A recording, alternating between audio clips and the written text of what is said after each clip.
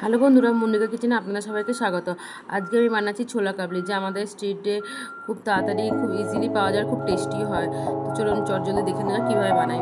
প্রথমে আমি সমস্ত কিছু চপিং করে নিলাম, যেমন কি আমি শসা, টমেটো, পরিমাণ মতো লঙ্কা। আমি একটু ঝাল বেশি খাই, সেই জন্য আমি লঙ্কাটা একটু বেশি দিয়েছি। আপনারা যেমনটা ঝাল পছন্দ আপনারা তেমনই দিতে পারেন। এবার আমি দিয়ে দিলাম অঙ্কুরিত ছোলা।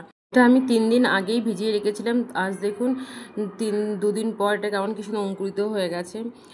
তো তারপরে আমি দিয়ে দিলাম ধনেপাতা, আর আমি হাফ পাতিলেবুর রস দিয়ে দিলাম। আপনারা চাইলে তেঁতুলের রসও ব্যবহার করতে পারেন।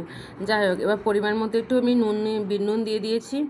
আর আমি এখানে জিরে, ধনে আর কাঁচা শুকনো লঙ্কা, এটাকে আমি হালকা রোস্ট করে ওটাকে পেস্ট করে নিয়েছি। আর ওপর থেকে নিয়ে নিলাম একটুখানি সাদা নুন আর পরিমাণ মতো একটু সর্ষের তেল দিয়ে ভালো করে এটা আমি মিক্স আপ করে নিলাম।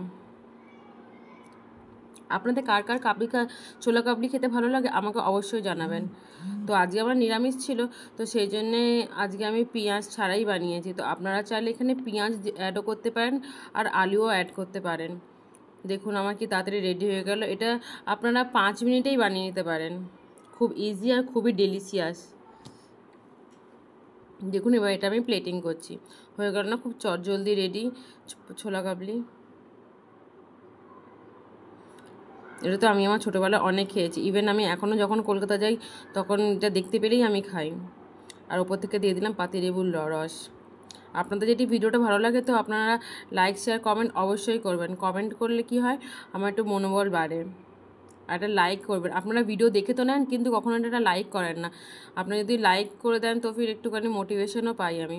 দেখুন আমার ছোট্ট বাচ্চা ও ওপর থেকে আবার দিয়ে দিচ্ছে, বলছে মামা মুঝে ভি দেনা হ্যাঁ। দেখুন চাট মশলা দিয়ে দিই। বাই দ্য ওয়ে, আমি ওপর থেকে একটুখানি স্প্রিঙ্কেল করে ওপর থেকে চাট মশলা দিয়ে দিলাম। আর আমি এখানে ছাড়িয়ে পিল করে রাখা আনারদানাও দিয়ে দিলাম।